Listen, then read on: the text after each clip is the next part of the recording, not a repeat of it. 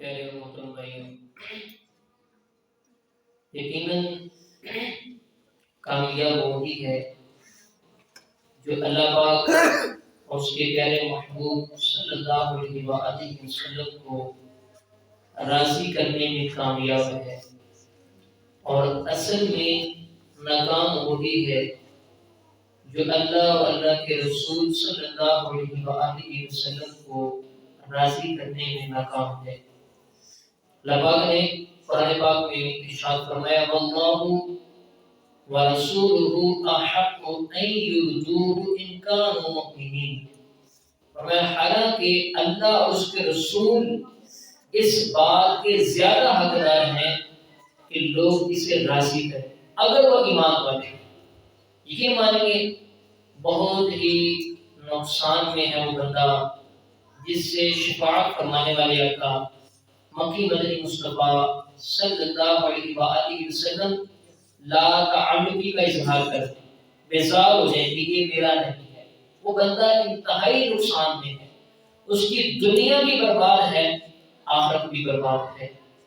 اس لیے ہم پر لازم ہے اپنی زندگی کا ایک ایک لمحہ، ہر دن، ہر رات، ہر منٹ، ہر گھنٹہ اللہ اور اللہ کے رسول صلی اللہ علیہ وآلہ وسلم کو راضی کرنے والے کاموں میں گزارنا، اور ہر وہ کام جس سے پیارے آقا مدینے والے مصطفیٰ صلی اللہ علیہ وآلہ وسلم نے بیزاری کا اظہار فرمایا ہے اس سے بچیں، اس سے بچنے کی کوشش کریں۔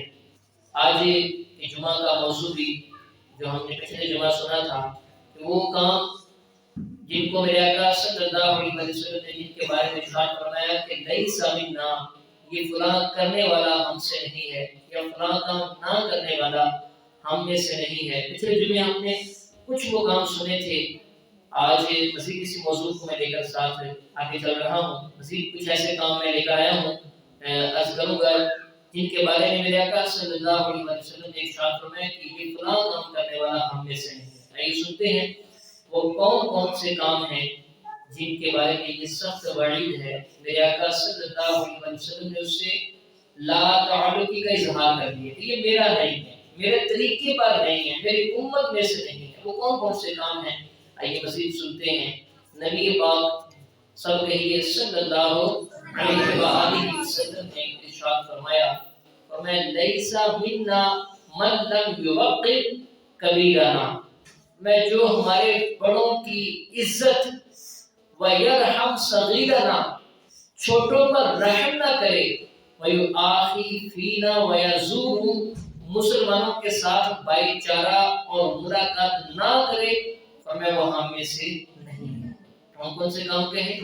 بڑوں کی عزت کرنی ہے، چھوٹوں سے شفقت کرنی ہے، مسلمانوں کے ساتھ بھائی چارہ ملاقات رکھنی ہے، اسلام دعا رکھنی ہے، تعلقات رکھنا ہے، فرمایا یہ نہ کرنے والا فرمایا لیس منا، وہ ہم میں سے نہیں ہے۔ یہ مانیے آج ہم اگر کسی کو عزت دیں گے، کسی سے محبت سے پیش آئیں گے، وہ چاہے بچہ ہے چاہے بڑا ہے، چھوٹا ہے یا بڑا ہے، ہر کسی کو عزت کی ضرورت ہے، ہر کسی کے اندر نفس عزت ہے، ہر کوئی عزت دار ہے، چاہے وہ بچہ ہے اس کو بھی اپنی عزت پسند ہے، اس کو بھی عزت پسند ہے جیسے بڑوں کو پسند ہوتی ہے۔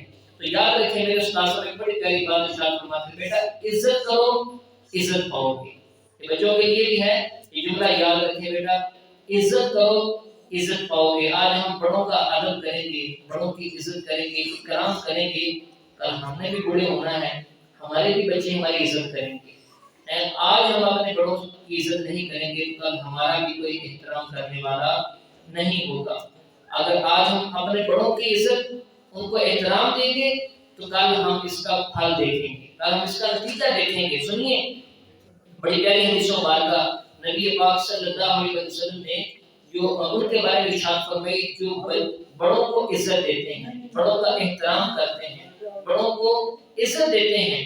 نبی پاک صلی اللہ علیہ وسلم نے فرمایا جو نوجوان کسی بزرگ کی سن رسیدہ یعنی بڑھاپے کی وجہ سے، بڑی عمر والا ہونے کی وجہ سے اس کی عزت کرے، فرمایا اللہ اس کے لیے کسی کو مقرر کر دیتا ہے جو اس نوجوان کی بڑھاپے میں عزت کرے گا۔ اللہ تعالیٰ اس بندے کے لیے کسی اور کو مقرر کر دیتا ہے کہ یہ بندہ اپنی جوانی میں بڑوں کا ادب کرتا رہا، بڑوں کی عزت کرتا رہا، لہذا اللہ کسی ایسے بندے کو، کسی فرشتے کو مقرر کر دیتا ہے جو بڑھاپے میں اس بندے کی عزت کرے، کہ اس کو ثمرہ ملے گا، کہ اس کو نتیجہ ملے گا۔ نور کے پیکر تمام نبیوں کے سرور سلطان بحربان صلی اللہ علیہ وآلہ وسلم سے کو بڑا پیارا فرمان سنیے، جو بڑوں کا احترام کرتے ہیں، بڑوں کا ادب کرتے ہیں، ان کے لیے بشارت ہے۔ یوں سمجھیے میرے آقا صلی اللہ علیہ وسلم نے فرمایا، اے انس، یہ حضرت انس بن مالک رضی اللہ تعالیٰ عنہ وہ صحابی ہیں جو پیارے آقا صلی اللہ علیہ وسلم کی پرورش میں رہے، بچپن سے ہی آپ کے پاس رہے، 10 سال آپ کی خدمت کرتے رہے، وہ صحابی ہیں، آپ کی تربیت میں رہے۔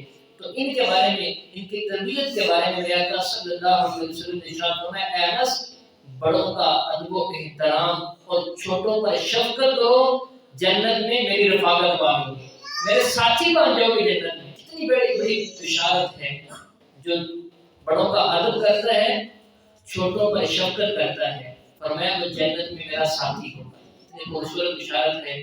ہم بھی نیت کرتے ہیں اس بارے میں کہ انشاءاللہ اپنے بڑوں کا احترام کیا کریں گے، بڑے نیت کریں کہ ہم چھوٹوں پر شفقت کیا کریں گے، چھوٹوں سے پیار کیا کریں گے، یہی اچھا رویہ ہے، اچھے اخلاق کا تقاضا ہے۔ تو اس کے بارے میں فرمایا، جو ہمارے چھوٹوں پر رحم نہ کرے، ہمارے بڑوں کا احترام نہ کرے، لیس منا، وہ ہم میں سے نہیں ہے۔ تو اس کام سے بھی بچنا ہے۔ دوسری حدیث مبارکہ سنیں جس کے بارے میں میرے آقا صلی اللہ علیہ وسلم نے فرمایا، لیس منا، وہ کون سی ہے؟ خاتم المرسلین صلی اللہ علیہ وآلہ وسلم نے ارشاد فرمایا، لیس منا من ضرب الخدود وشق الجیوب ودعا بدعوى الجاہلیہ۔ فرمایا جو اپنے منہ پر تماچے مارے، من ضرب الخدود، خدود کہتے ہیں گال کو، خط، جو اپنے گال پر، اپنے منہ پر تماچے مارے، وشق الجیوب، اپنا گریبان چاک کرے، ودعا بدعوى الجاہلیہ، اور زمانے جاہلیت کی طرح واویلا بچائے، بے صبری کرے، فرمایا لیس منا، وہ ہم میں سے نہیں ہے، وہ ہمارا نہیں، وہ ہم میں سے نہیں ہے۔ مفسر شہیر حکیم الامت مفتی احمد یار خان نائمی رحمۃ اللہ تعالیٰ نے اس حدیث پاک کی شرح میں بڑی پیاری بات ارشاد فرماتے ہیں، فرماتے ہیں میت وغیرہ پر منہ پیٹنے، کپڑے پھاڑنے، رب تعالیٰ کی شکایت، بے صبری کی بکواس کرنے والا، ان کے بارے میں میرے آقا صلی اللہ علیہ وسلم نے فرمایا کہ یہ ہماری جماعت، یہ ہمارے طریقے والوں میں سے نہیں ہے، یہ کام حرام ہے، ان کا کرنے والا سخت مجرم ہے۔ یہ کام کرنے والا، میت ہو جاتی ہے، کسی کا جوان بیٹا فوت ہو جاتا ہے، یا قریبی والد فوت ہو جاتا ہے، قریبی عزیز فوت ہو جاتا ہے، تو اس پر اس طرح باویلا کرنا، بے صبری کرنا، اللہ سے شکوہ شکایت کرنا ہے۔ پر آپ نے سنا ہوگا کوئی جاہل لوگ علم کی کمی کی وجہ سے بیٹا جوان فوت ہو گیا نا، تو وہ کہہ رہے ہیں اللہ میری کاری ضرورت سی، جوان کے بارے میں اللہ کی کاری ضرورت ہے، کیونکہ اللہ ضرورت کے تحت کام کرتے ہیں، اللہ کو کسی چیز کی ضرورت نہیں ہے، ہر بندے کو رب کی ضرورت ہے، رب کو کسی کی ضرورت نہیں۔ اس طرح کا شکوہ شکایت والا جملہ کفریہ بولنا یہ سخت جرم ہے اور حرام ہے۔ اللہ پاک نے قرآن پاک میں ارشاد فرمایا، وَبَشِّرِ الصَّابِرِينَ الَّذِينَ إِذَا أَصَابَتْهُمْ مُصِیبَۃٌ، فرمایا خوشخبری سنا ان صبر والوں کو، کن کو؟ جب ان پر کوئی مصیبت پڑے تو کہیں، کیا کہیں؟ اِنَّا لِلَّهِ وَإِنَّا إِلَيْهِ رَاجِعُونَ، ہم بھی اور جو ہمارے پاس ہے یہ سب اللہ کی طرف پھر کے جانا ہے، اللہ کی طرف لوٹایا جانا ہے۔ ایسے صبر کرنے والوں کے لیے فرمایا وبشر الصابرین، ایسے صبر کرنے والوں کے لیے خوشخبری ہے۔ تو صبر کرنا ہی اچھا ہے، اسی لیے شہداء کربلا کی جو اہل بیت تھے، حضرت بی بی زینب رضی اللہ تعالیٰ عنہ، دیگر آپ کی جو ساتھی تھے، آپ کے اہل خانہ تھے، آپ نے کبھی نہیں سنا ہوگا، کبھی نہیں پڑھا ہوگا کہ واقعہ کربلا کے بعد حضرت بی بی زینب رضی اللہ تعالیٰ عنہ، حضرت بی بی سکینہ رضی اللہ تعالیٰ عنہ، انہوں نے ساری زندگی ماتم کیا ہو، آپ نے ان پہ تماچے مارے ہوں، اس طرح کا واویلا کیا ہو، بلکہ اسی دن بھی ایسا نہیں کیا۔ کیوں؟ کیونکہ قرآن ان کے گھر میں نازل ہوا، وہ قرآن کو زیادہ سمجھتے تھے کہ اللہ نے اس چیز سے منع فرمایا ہے، بے صبری سے منع فرمایا، اپنے اوپر تماچے مارنا، واویلا کرنا، شکوہ شکایت کرنا، اس چیز سے منع فرمایا ہے۔ تو فرمایا ایسا کرنے والا ہم میں سے نہیں ہے۔ ہاں ایک چیز میں یہاں مسئلہ بھی ساتھ میں بتاتا چلوں کہ آواز سے ہونا، وہ ہوکے بھر کے آواز ہے، ایسی آواز سے رونا یہ منع ہے۔ ہاں آواز بلند نہ ہو، آواز نہ آئے، آنکھوں سے صرف آنسو آئے، تو ایسا رونا منع نہیں ہے۔ بلکہ نبی پاک صلی اللہ علیہ وسلم نے حضرت ابراہیم آپ کے شہزادے آپ کی وفات پر جو ہے بکا فرمایا، آپ کے آنسو بہے۔ حضرت انس رضی اللہ تعالیٰ عنہ کا بیان ہے کہ ہم رسول اللہ صلی اللہ علیہ وسلم کے ساتھ حضرت ابو سیف رضی اللہ تعالیٰ عنہ کے مکان پر گئے، تو یہ وہ وقت تھا، اس حال میں کہ یہ وہ وقت تھا کہ جب آپ کے شہزادے حضرت ابراہیم رضی اللہ تعالیٰ عنہ آپ کے بیٹے تھے، پیارے آقا صلی اللہ علیہ وسلم کے، ان کی جان گونے کا عالم تھا، ان وفات قریب تھی، جو ہے وہ جان گونے جان نکل رہی تھی۔ تو یہ منظر دیکھ کر نبی پاک صلی اللہ علیہ وسلم کی آنکھوں سے آنسو جاری ہو گئے، آنسو جاری ہو گئے۔ تو صحابہ کرام نے عرض کی، اور ان میں سے حضرت عبد الرحمن بن عوف رضی اللہ عنہ کا خصوصاً ذکر ہے، عرض کرنے لگے یا رسول اللہ کہ آپ بھی ہوتے ہیں؟ ان کہنے کا مطلب تھے یہ تھا کہ یا رسول اللہ مصیبت پر، فوتگی پر، ایسی پریشانی پر آپ بھی ہوتے ہیں، یعنی رونا منع ہے تو آپ بھی رو رہے ہیں۔ میرے آقا صلی اللہ علیہ وسلم نے پھر ارشاد فرمایا کہ اے ابن عوف، میرا رونا شفقت کی وجہ سے، شفقت کی وجہ سے، محبت کی وجہ سے، اس کی وجہ سے رونا منع نہیں ہے، شفقت کی وجہ سے رونا منع نہیں ہے۔ وہ رونا منع ہے جو باویلے کے طور پر ہو، جو آواز سے ہو، پیٹنے جیسا رونا ہو، شکوے شکایت جیسا رونا ہو، وہ رونا منع ہے۔ پھر جب آپ کی چشمان مبارک سے آنسو بہے تو میرے آقا صلی اللہ علیہ وسلم نے ارشاد فرمایا، وہ جملے کیا تھے؟ فرمایا ان العین تدمع والقلب یحزن، فرمایا آنکھ آنسو بہاتی ہے، دل غم زدہ ہے۔ آنکھ اس لیے آنسو بہاتی ہے کہ دل غم زدہ ہے۔ ولا نقول الا ما یرضى ربنا، آپ نے فرمایا مگر اس حال میں بھی، غم زدگی کی حالت میں بھی ہم غم زدہ ہیں، آنکھ آنسو بہا رہی ہے، مگر ہم پھر بھی وہی بات زبان سے نکالتے ہیں جس سے ہمارا رب راضی ہوتا ہے، ہمارا رب خوش ہوتا ہے، وہی بات ہم زبان سے نکالتے ہیں۔ فرمایا وَإِنَّا بِفِرَاقِكَ يَا إِبْرَاهِيمُ لَمَحْزُونُونَ، بے شک اے ابراہیم ہے میرے بیٹے، تمہاری جدائی نے ہمیں غم زدہ کر دیا ہے۔ تو آنسو بہانا شفقت کی وجہ سے، محبت کی وجہ سے یہ منع نہیں ہے۔ ہاں واویلا کرنے والا، بے صبری کا مظاہرہ کرنے والا، شکوے شکایت کرنے والا فوتگی کے موقع پر یا مصیبت کے موقع پر یہ منع ہے، اس سے بچنا ہے۔ اس کے بارے میں فرمایا بے صبری کرنے والا ہم میں سے نہیں ہے، اس چیز سے بچنا ہے۔ تیسری بات جو ہے آقا صلی اللہ علیہ وسلم نے جس کے بارے میں ارشاد فرمایا لیس منا، وہ ہم میں سے نہیں ہے، وہ کون سی ہے؟ سنیے غور سے، فرمایا لیس منا من غش مسلما او درہ، فرمایا مسلمان کے ساتھ بددیانتی کرنے والا، دیانتداری نہیں، بددیانتی کرنے والا، مسلمان کو نقصان پہنچانے والا، لیس منا، فرمایا وہ ہم میں سے نہیں ہے۔ اس چیز سے بھی بچنا ہے، مسلمان کو دھوکہ دینے کے بارے میں بڑی سخت وعید ہے۔ ایک اور میں حدیث مبارکہ اسی کے ساتھ بیان کرتا ہوں، نبی پاک صلی اللہ علیہ وسلم نے ارشاد فرمایا من غشنا فلیس منا، جو کسی مسلمان کو یا جس نے ہمارے ساتھ دھوکہ کیا وہ ہم میں سے نہیں ہے۔ دھوکہ کرنے والے کے بارے میں یہ وعید ہے، دھوکہ کرنے والے کے بارے میں، یعنی جس نے مسلمان کو دھوکہ دیا فرمایا وہ ہماری جماعت میں سے نہیں ہے، ہمارا ہی نہیں ہے۔ اے عاشقان رسول، یہ بھی ہمارے معاشرے کا ایک سیاہ پہلو ہے، ایک گندا پہلو ہے۔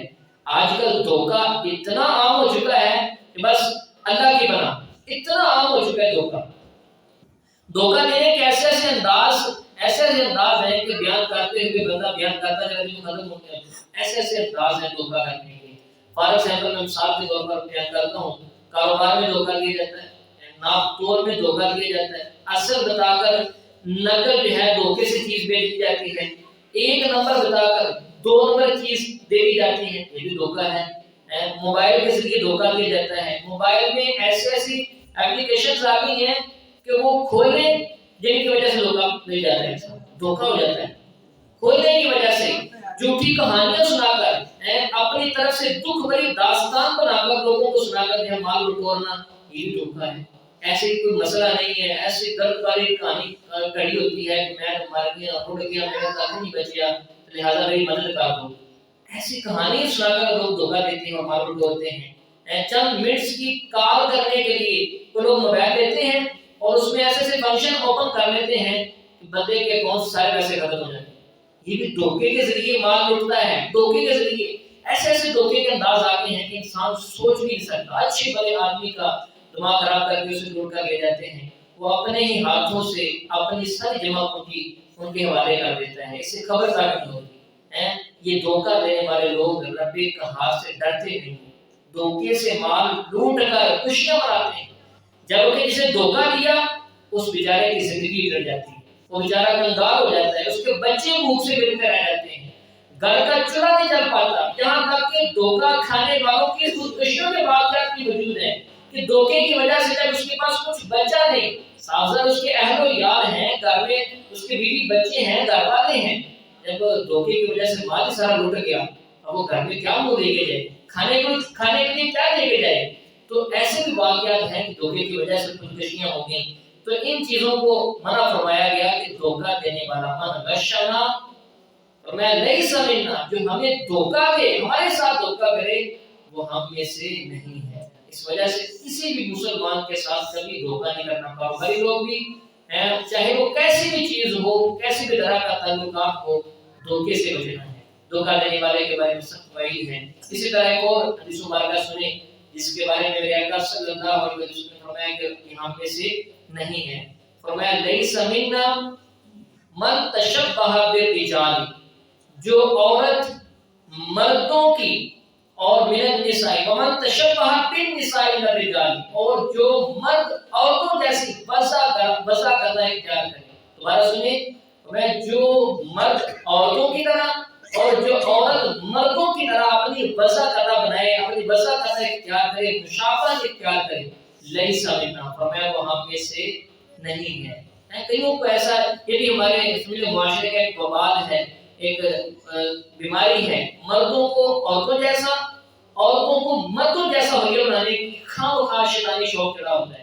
ایسے جو ہے کانوں میں بالیاں ڈالنا، ہاتھوں میں کڑے پہننا، کندھوں سے نیچے بال لمبے لمبے رکھ لینا اور بالوں میں پھر وہ چٹکی باندھ لینا، عورتوں کا طریقہ ہے یہ۔ تو مرد بھی ایسا کرنے کے لیے آپ جو زیادہ فوراً اپنے آپ کو پروفیشنل سمجھتے ہیں وہ ایسا کرتے ہیں، لمبے لمبے بال رکھ دیے، کانوں میں بالیاں ڈال دی اور زنانہ طرح کے انگوٹھیاں باندھ دی، کڑے پہن لیے، یہ سارے عورتوں کے کام ہیں۔ اور یہ بھی کام مرد کرتے ہیں، ہاتھوں پر مہندی لگانا، یہ شادی کے موقع پر تو اکثر ہوتا ہے، بلکہ ہوتے ہی شادی کے موقع پر مرد کے ہاتھ پر مہندی لگا دیتے ہیں۔ یاد رکھیں، یہ مسئلہ سن لیں، مرد کے ہاتھ پر مہندی لگانا، مرد کا اپنے ہاتھ پر مہندی لگوانا یہ جائز نہیں، یہ حرام ہے، کیونکہ یہ عورتوں کی وضع کرنا کی مشابہت ہے۔ تو ان چیزوں سے منع فرمایا کہ جو مرد عورتوں جیسی وضع کرنا اختیار کرے، مشابہت اختیار کرے، یا جو عورت مردوں جیسی وضع کرنا اختیار کرے، لیس منا، فرمایا وہ ہم میں سے نہیں ہے۔ اسی طرح بعض ادام عورتوں کو بھی ایسا شوق ہوتا ہے کہ وہ مردوں جیسے کپڑے پہننے کا شوق رکھتی ہیں، مردوں جیسے بال بنانے کا شوق رکھتی ہیں، مردانہ طرز کے جوتے پہننے کا ان کو شوق ہوتا ہے، کپڑے پہننے کا شوق ہوتا ہے۔ ایسوں کے بارے میں فرمایا یہ ہم میں سے نہیں ہے۔ اعلیٰ حضرت امام احمد رضا خان آپ فرماتے ہیں مرد کو زنانی وضع، کوئی وضع ایسی ہو، فرمایا یہ اختیار کرنا یہ حرام ہے۔ اور اس کے بارے میں بڑی سخت حدیث مبارکہ سنیں، نبی پاک صلی اللہ علیہ وسلم نے فرمایا 3 شخص کبھی جنت میں داخل نہیں ہوں گے۔ 3 شخص کون کون سے؟ نمبر 1 فرمایا دیوس، نمبر 2 مردانی عورتیں، اور نمبر 3 شراب کا عادی۔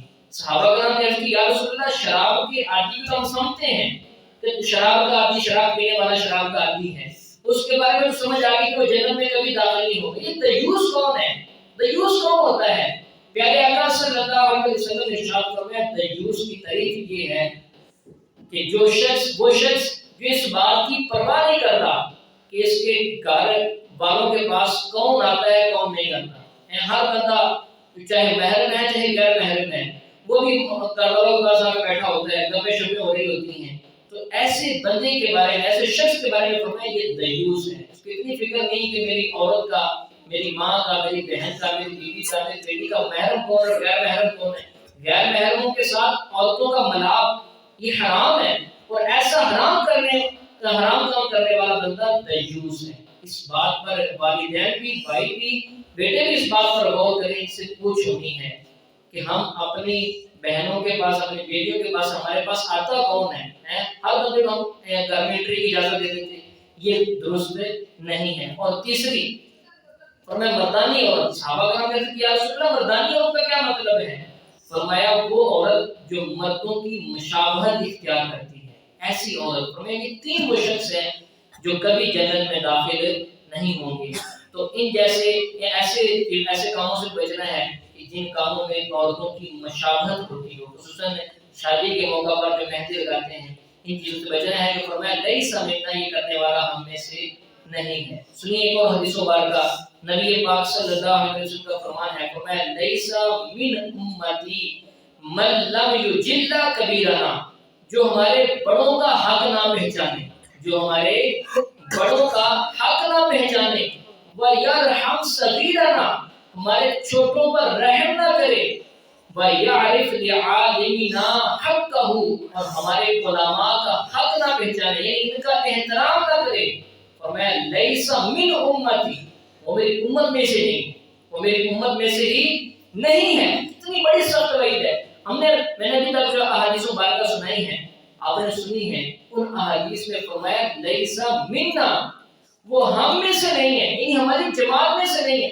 لیکن یہ حدیث مبارکہ سنیں، اس کے بارے میں کیا فرمایا؟ لیس من امتی، اپنی امت سے خارج کر دیا۔ فرمایا جو یہ کام نہ کرے، ہمارے بڑوں کا حق نہ پہچانے، ہمارے چھوٹوں پر رحم نہ کرے، ہمارے علماء کا احترام نہ کرے، فرمایا لیس من امتی، وہ میری امت میں سے نہیں ہے۔ اتنی بڑی سخت امت کا جب امت سے خارج کر دیا۔ محبوب رب العزت صلی اللہ علیہ وسلم نے بڑی پیاری بات ارشاد فرمائی، فرمایا تین شخص ایسے ہیں جن کے حقوق منافق ہی ہلکا جانتا ہے۔ ان کے حقوق ہیں لیکن ان کے حقوق کو منافق بندہ کون ہلکا سمجھتا ہے، کوئی نہیں کہہ رہا پھر کی میں حق تلفی کا خدا حق مارتا پھر کی ہویا۔ وہ کون سے لوگ ہیں جن کی حق تلفی کو منافق بندہ ہلکا سمجھتا ہے؟ وہ کون سے لوگ ہیں؟ سنیے، نمبر ایک فرمایا جسے اسلام میں بڑھاپا آیا، مسلمان، اسلام میں بڑھاپے کا مطلب ہے بچپن سے لے کر بڑھاپے تک مسلمان ہی رہا، سفیدی آ گئی اس کے بالوں میں، بڑھاپا اسلام کی حالت میں آیا۔ فرمایا جو ایسے بوڑھے کا احترام نہ کرے، اس کا حق، اس کا احترام اس کا حق ہے نا، تو فرمایا جو ایسے بوڑھے کا احترام نہ کرے وہ منافق بندہ ہے۔ دوسرا کون شخص ہے؟ فرمایا عالم دین، عالم دین اس کے حق کو ہلکا سمجھنے والا، یہ بڑی بات ہے، سنتے اس بات کو، عالم دین کے حق کو ہلکا سمجھنے والا، فرمایا یہ منافق بندہ ہے۔ یہ حدیثوں کا کو بیان کرو، اپنی طرف سے بات بیان نہیں کرتا۔ آج کہتے ہیں مولوی صاحب کی بڑی عزت ہے، مولوی صاحب کی سمجھے کچھ نہیں۔ یہ بات پھر سن لیں، فرمایا منافق علماء کے حق کو ہلکا سمجھتا ہے۔ آج ہم علماء کی جب مولویوں کی بےزتی کرنے جاتے ہیں تو ہم کہتے ہیں سارے مولوی ہیں، جب مولوی بخشے گئے رسم بخشے جانا۔ بھئی علماء کے بارے میں میرے آقا صلی اللہ علیہ وسلم نے کیسی کیسی بشارتیں، کیسی کیسی حدیثیں ارشاد فرمائی۔ فرمایا عالم دین کو اللہ قیامت کے دن یہ شان عطا فرمائے گا، اسے جنت کے دروازے پہ کھڑا کر دے گا، جس کی شفاعت کر کے جنت میں لے کے چلا جائے گا، لے جائے جنت کے ساتھ۔ یہ علماء کی شان ہے۔ کہتے ہیں مولوی بخشے گئے جیسے بھی بخشے جانا ہے، یہ کہاں لکھا ہے؟ پوچھتا ہوں جو کہتے ہیں مولوی بخشے گئے جیسے بخشے جانا، یہ جو نکالا ہے فرمان، یہ آپ نے کہاں سے نکالا ہے؟ اور پھر بعض مثال دیتے ہیں وہ حضرت یوسف علیہ السلام کی، کہ حضرت یعقوب نے گدڑا کو پوچھا سی جنگل جانو پھر دسو یوسف کو نہیں کھاتا، گدڑا کیسے کہ یا اللہ کے نبی، یا نبی اللہ، اگر اسی یوسف علیہ السلام کو کھاتا ہوئے جیسی 14ویں صدی دے گڑنا مولویاں جو ہوئی، یہ کہاں لکھا ہے؟ من گڑت بات ہے، اور اس بات کو لے کر جو مولوی بھیڑ کرتے ہیں، علماء بھیڑ کرتے ہیں، ایسی باتوں سے بچیں۔ پھر اس حدیث مبارکہ کو سنے تو میں تین شخص ایسے ہیں جن کے حق کو منافق بندہ ہلکا سمجھتا ہے، ہلکا لیتا ہے۔ نمبر ایک جس کو اسلام میں بڑھاپا آیا، اس کے بعد سے پھر اسلام میں ہوئے۔ نمبر دو عالم دین، اور نمبر تین انصاف پسند بادشاہ، جو انصاف کرتا ہے، منصف بادشاہ ہے، حاکم ہے، عادل ہے۔ ایسے بادشاہ کے حق کو ہلکا سمجھنے والا بندہ منافق ہے۔ یہ تین شخصوں کے بارے میں میرے آقا صلی اللہ علیہ وسلم نے ارشاد فرمایا۔ تو اس چیز سے بچنا ہے، اگر کوئی بوڑھا بندہ ہے اس کا ادب کریں، احترام کریں۔ یہ وہ کام میں نے بیان کیے چند ایک جن کے بارے میں میرے آقا صلی اللہ علیہ وسلم نے ارشاد فرمایا لیس منا، یہی ہمارا آج کا موضوع ہے کہ وہ کام جن کے بارے میں میرے آقا صلی اللہ علیہ وسلم نے ارشاد فرمایا لیس منا، کہ یہ کرنے والا یا نہ کرنے والا ہم میں سے نہیں ہے۔ آپ اندازہ کریں وہ بندہ کیسا ناکام ہے، کیسا بدنصیب بندہ ہے جس سے میرے آقا صلی اللہ علیہ وسلم لا تعلقی کر رہے ہیں، میرا نہیں ہے۔ یار اگر میرے آقا نے بھی کہہ دیا کہ یہ ہمارا نہیں، پھر جائیں گے کس طرح؟ وہی تو ایک در ہے جہاں پہ مرادیں پوری ہوتی ہیں، جس در سے آسرا ہے، اگر انہوں نے بھی رد کر دیا، انہوں نے بھی منہ پھیر لیا، تو در کون سا ملے گا؟ پھر کون سے در پہ جائیں گے؟ جو تیرے در سے یار پھرتے ہیں، یوں ہی در بدر خاک دیتے ہیں۔ جو ان کے در سے رد کر دیا جاتا ہے نا، پھر وہ کہیں کا نہیں رہتا، کہیں کا بھی نہیں رہتا۔ تو یہ جو کام میں نے بیان کیے ہیں ان پہ غور کریں، ان کو اگر ہم اپنا کرتے ہیں تو ان کو چھوڑ دیں، اگر نہیں کرتے تو اللہ سے اس بات کی دعا کریں کہ اللہ ہمیشہ ان کاموں سے ہمیں بچائے رکھنا ہے، کیونکہ یہ میرے آقا کو ناراض کرنے والے کام ہیں، میرے آقا کی ناراضگی کے سبب بننے والے کام ہیں۔ سنیے صحابہ کرام کا انداز کیا ہوتا تھا، وہ کام، وہ بات، وہ حرکت جس سے میرے آقا ناراض ہوتے تھے اس کو کیسے ختم کر دیتے تھے۔ بڑی پیاری حدیثوں مبارکہ صحابہ کرام کا پیارا انداز سنیے۔ صحابی رسول حضرت انس بن مالک رضی اللہ تعالیٰ سے روایت ہے، ایک مرتبہ پیارے آقا مکی مدنی مصطفیٰ صلی اللہ علیہ وآلہ وسلم کسی راستے سے گزرے، ہم بھی ساتھ تھے۔ راستے میں ایک جگہ پیارے آقا صلی اللہ علیہ وسلم نے ایک اونچی عمارت دیکھی۔ آپ نے پوچھا کہ صحابہ کرام یہ کیا ہے؟ صحابہ کرام نے عرض کی یا رسول اللہ یہ فلاں فلاں صحابی ہے نا، نام اس کا بتایا، یہ اس کی بنائی ہوئی عمارت ہے۔ آپ کو ظاہر نبی صلی اللہ علیہ وآلہ وسلم کو یہ بات ناپسند گزری، آپ کو اچھی نہ لگی، مگر آپ نے اس ناپسندیدگی کا، اس ناگواری کا اظہار نہیں کیا۔ ان زبان سے کہا نہیں یار مجھے اچھا نہیں لگے، یہ زبان سے نہیں کہا، بس دل ہی دل میں اس کو رکھ لیا کہ یار مجھے اچھا نہیں لگا یہ کہ میرے صحابی کی عمارت اتنی اونچی ہو، بلند و بالا عمارت ہو، یہ اچھا نہ لگا۔ بعد میں وہی صحابی جن کی یہ عمارت تھی وہ حضور علیہ السلام کی بارگاہ میں حاضر ہوئے، آقا سلام عرض کیا تو پیارے آقا صلی اللہ علیہ وسلم نے سلام کا جواب دے کر اپنا رخ انور پھیر لیا، اس کی طرف نہیں دیکھا، اپنا چہرہ پھیر لیا۔ وہ دوسری طرف سے آئے، پھر آ کر سلام عرض کیا، آپ نے پھر سلام کا جواب دیا، پھر اپنا چہرہ پھیر لیا۔ چند مرتبہ ایسے کیا، آپ نے اپنا چہرہ پھیرا تو وہ صحابی پریشان ہوئے۔ صحابہ کرام سے پوچھا کہ یار بتاؤ آخر میرے آقا میرے محبوب صلی اللہ علیہ وسلم کو مجھ سے کس چیز نے ناراض کیا ہے، کون سی چیز سبب بنی ہے ناراض کرنے کی؟ صحابہ کرام نے سب معاملہ بتا دیا کہ اس طرح ہوا کہ ہم گزر رہے تھے، راستے میں آپ کا گھر آیا، آپ نے جو عالی شان عمارت بنائی ہے، آپ نے پوچھا کہ یہ کس کی ہے، ہم نے بتا دیا کہ فلاں صحابی کی ہے، بس آپ وہی خاموش ہو گئے، وہی خاموش ہو گئے۔ جب اس صحابی کو پتہ چلا نا کہ یہ عمارت میرے حضور کے ناراض ہونے کا سبب بنی ہے، وہیں سے واپس آئے اور آ کر جو فوراً سارے گھر کو، اپنی ساری اس اونچی عمارت کو بالکل زمین کے برابر کر دیا، گرا دیا، ختم کر دیا۔ صرف ایسا نہیں کیا کہ صرف اوپر کی منزل جو ہے یہ سمجھا کہ یار صرف اونچی عمارت اچھی نہیں لگی، اوپر کی منزل ختم کر دینا، نہیں، ساری کی ساری عمارت، اوپر کا پورشن، پھر اس سے نیچے والا، پھر زمین کے برابر والا پورشن، سارے پورشن بالکل زمین کے برابر کر دیا اس گھر کو، کہ یہ میرے آقا صلی اللہ علیہ وسلم کے ناراض ہونے کا سبب بنا ہے۔ ناراضگی کے خوف سے ان کو پتہ چلا کہ اب ناراض ہیں، انہوں نے اپنی اس عمارت کو بالکل ختم کر دیا ہے، زمین بوس کر دیا، گرا دیا، کہ جو عمارت میرے محبوب کے ناراض ہونے کا سبب بنا مجھے وہ چاہیے ہی نہیں۔ یا رسول اللہ نے اپنی عمارت کو ختم کر دیا۔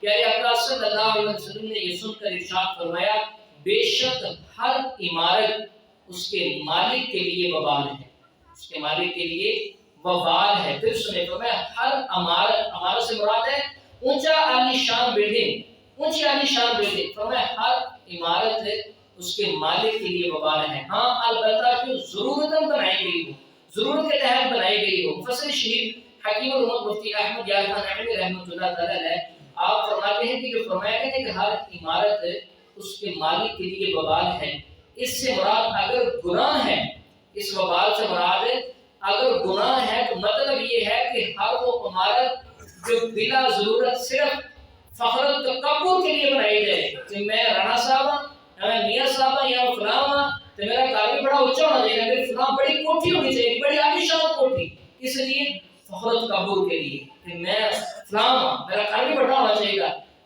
یہ فخر و تکبر کے لیے ہو تو فرمایا یہ عمل ناجائز ہے، یہ عمل ہے، ایسی عمارت بنانا یہ گناہ ہے، پھر ایسی عمارت جو ہے یہ بوال ہے۔ ہاں اگر ضرورت کے تحت کسی کاروبار کے تحت اونچی عمارت بنائی گئی ہے تو وہ اس میں شامل نہیں ہے۔ بہرحال اس حدیث پاک کی روشنی میں صحابہ کرام رضی اللہ تعالی عنہ کے عشق کا انداز دیکھیے، پیارے آقا صلی اللہ علیہ وسلم نے اونچی عمارت دیکھی، اسے پسند نہ فرمایا، اس پر آپ صلی اللہ علیہ وسلم نے یہ بھی نہ فرمایا کہ یہ عمارت بنانا ناجائز ہے، یہ نہیں فرمایا، ان صحابی کو عمارت گرا دینے کا حکم بھی نہیں دیا، بلکہ صرف ناراضی کا اظہار ہی کیا، صرف اظہار فرمایا۔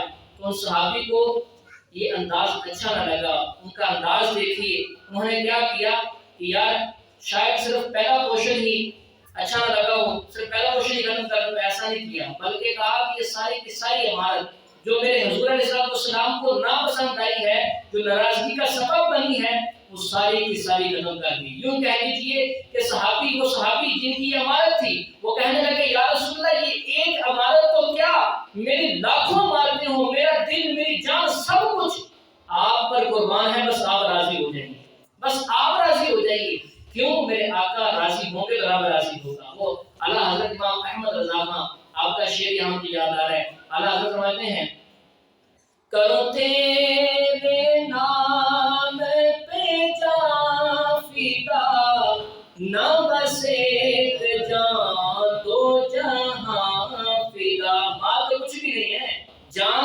مال سے بڑھ کر ہوتی ہے۔ وہ صحابی کو کہہ رہے ہیں یا رسول اللہ آپ پر میری جان بھی قربان ہے، دو جہاں بھی قربان ہے، کرو تیرے نام پہ جان فدا، نہ بس ایک جان دو جہاں فدا، نہیں تو جہاں سے بھی جی برا، کروں کیا کروڑوں جہاں نہیں بالا غلعہ بھی کرمالی کاشف دجا بجمالی حسن جمیع خصاله صلوا علیہ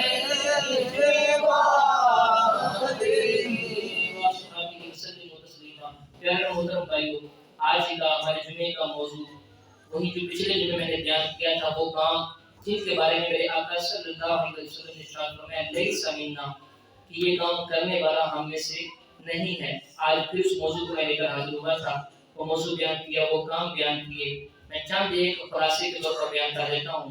فرمایا وہ بندہ جو ہمارے بڑوں کا احترام نہ کرے، ہمارے بچوں پر شفقت نہ کرے، ہمارے علماء کا حق نہ جانے، فرمایا وہ ہم میں سے نہیں ہے۔ اسی طرح جو مرد یا عورت مرد کے یا مرد عورت کی مشابہت اختیار کرے، فرمایا وہ ہم میں سے نہیں ہے۔ اور فرمایا مسلمان کو دھوکہ دینے والا وہ بھی ہم میں سے نہیں ہے۔ اسی طرح میت پر یا مصیبت پر آنسو بہانے والا، واویلا کرنے والا، بے صبری کا مظاہرہ کرنے والا، فرمایا وہ بھی ہم میں سے نہیں ہے۔ اسی طرح فرمایا جو ہمارے بڑوں کا احترام نہیں کرتا، عزت نہیں کرتا، وہ بھی ہم میں سے نہیں ہے۔ یہ چند کام میں نے بیان کیے، اگر ہم میں کوئی بندہ ان کاموں میں مبتلا ہے، کوشش کرے ان کو ختم کر دیں، کیونکہ ان کاموں کی وجہ سے ہمارے آقا ناراض ہوتے ہیں۔ میں نے صحابی کا واقعہ بیان کیا، میں تو سب کچھ قربان کر دیا، ہم ایک کام نہیں چھوڑ سکتے۔ اگر ہم ان کاموں میں مبتلا ہیں، اللہ سے دعا کریں اللہ ہمیں ان کاموں سے بچنے کی توفیق عطا فرما، آمین بجاہ نبی کریم صلی اللہ علیہ وسلم۔